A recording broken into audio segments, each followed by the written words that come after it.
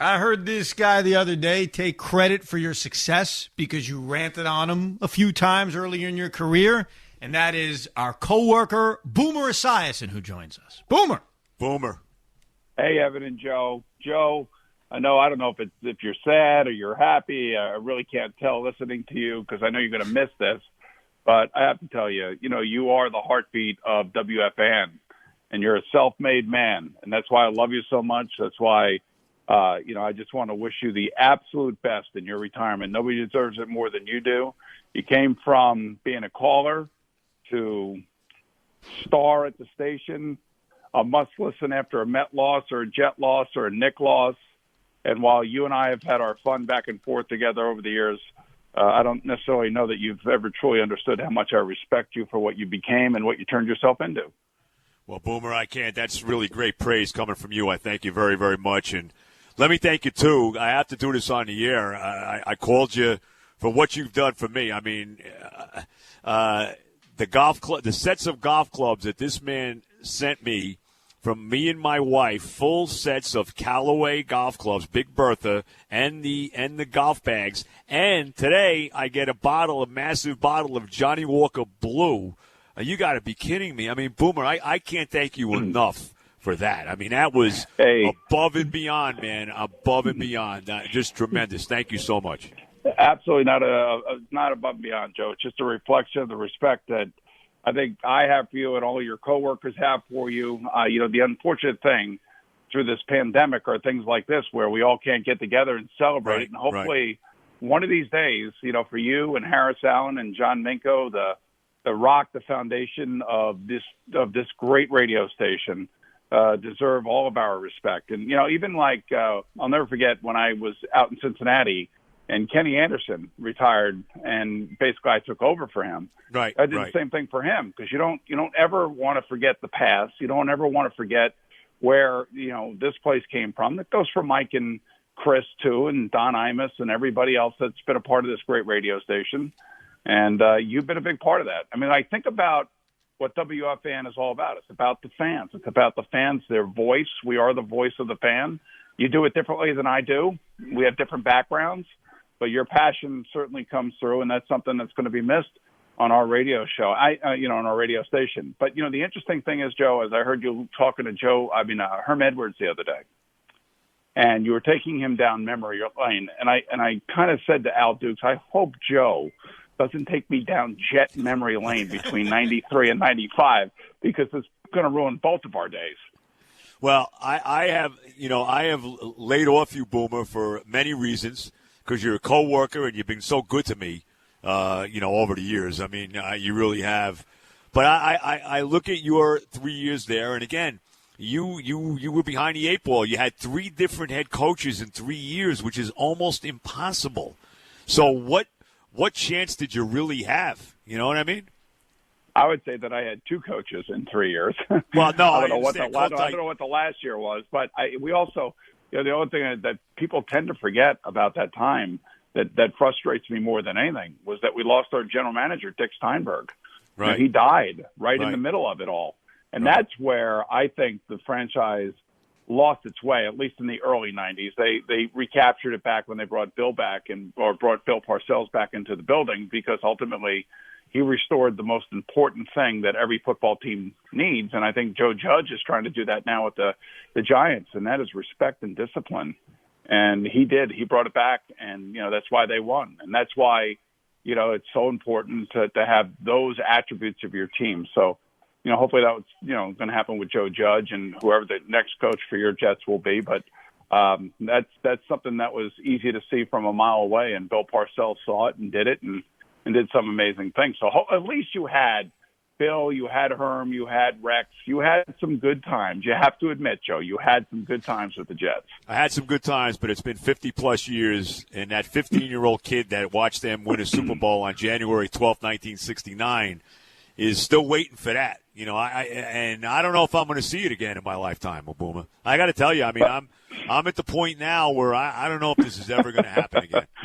So I have the unique aspect of being able to say that I played. All right, so I played, so I have a different perspective on things. But I too am a fan, as you know. I am a New York sports fan. I may not, I die with the Rangers, that's for sure. The Knicks have just basically taken the life out of me. And now we have a new owner for the Mets that is exciting all of us. Yep. And you'll be watching from afar. You'll be enjoying that part of it. And, as I'm being told, you're not totally leaving the radio station. I'm thinking like right around draft time, you got to come on. You got to tell Jet fans what you think the Jets should do around draft time. If the Mets make it to the playoffs next year or the year after that, or whoever they hire for manager, we need to hear from Joe Beningo. You may be playing golf, but we need to hear from you. Well, the first time you probably hear from me is when they hire the next coach, because to me, that is going to be a hire. That is a critical hire for this franchise. They have a chance. They have a chance, man, because, look, they're going to get the number one pick in the draft. They got to take the kid from Clemson. They have to. It's not even a thought. You got to do it. But they first got to find that guy, Boomer. I've been waiting for that guy for forever, for that head coach. I mean, really, when you think about I know. Well, you had Rex, you had Bill Parcells. Okay. You had Bill Belichick for about 12 hours. Well, come on. Come on. That's that not as an even example. That was a tease. Boomer. That was a tease. You don't want me to bring up the spike game, do you? I mean, come on. The Joe, fake spike game. Joe, be careful. Be I careful understand. now. Be careful. So let me ask you one more. Let me ask you one more question because I'd like to do it for you. Go ahead. In the tri-state area, if you could pick 3 golf courses that you would want to go play with your lovely wife, right, and whoever is in your foursome. Wow. The 3 golf courses that you have always wanted to play and try to play it. Do you know those 3 golf courses off the top of your head?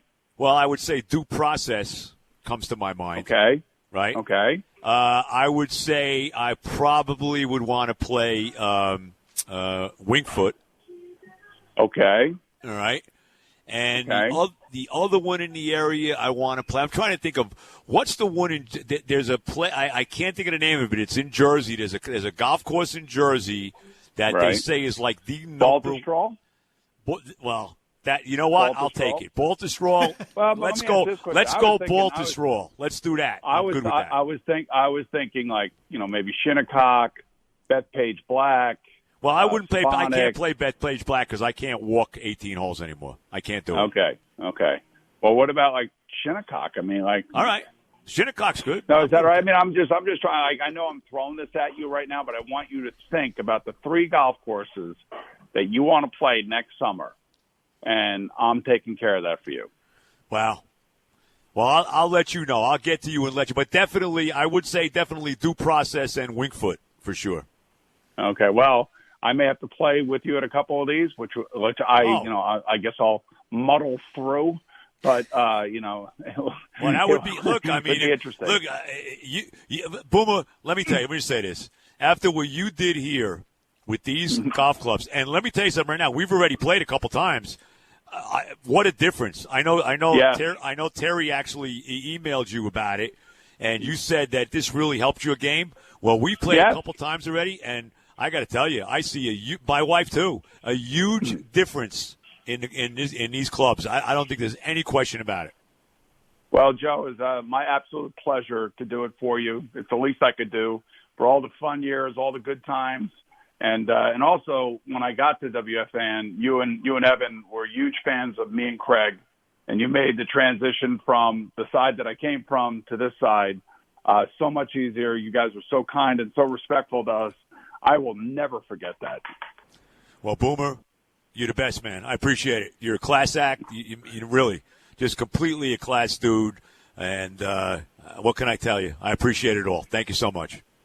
All the love, bro. All the love, bro. All the love, bro. All right, Joe, man. You have a great one and enjoy your last day, okay? I appreciate it, Boom. Thank you so much. Okay, boys. Evan, I'll see you around the corner. I will, before you know it. Yeah. See you later, maybe man. someday you'll call me and you'll ask me about that. I'm planning on doing that this weekend. I need a lot of lessons and a long discussion before I start. You're still working on it.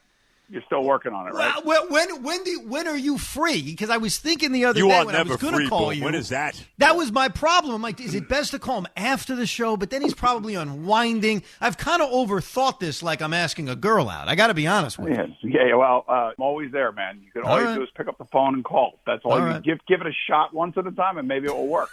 Well, I got rejected a lot younger, so it's. Yeah, I'm sure. Well, I'm not going to reject you. I'm here to help Boomer. you. I appreciate it. All right, boys. Man. Thank you, pal. You guys have a great night. Thank you. too. Boomer, thanks again, man. You're welcome, Joe. Happy retirement, my man. Thank you.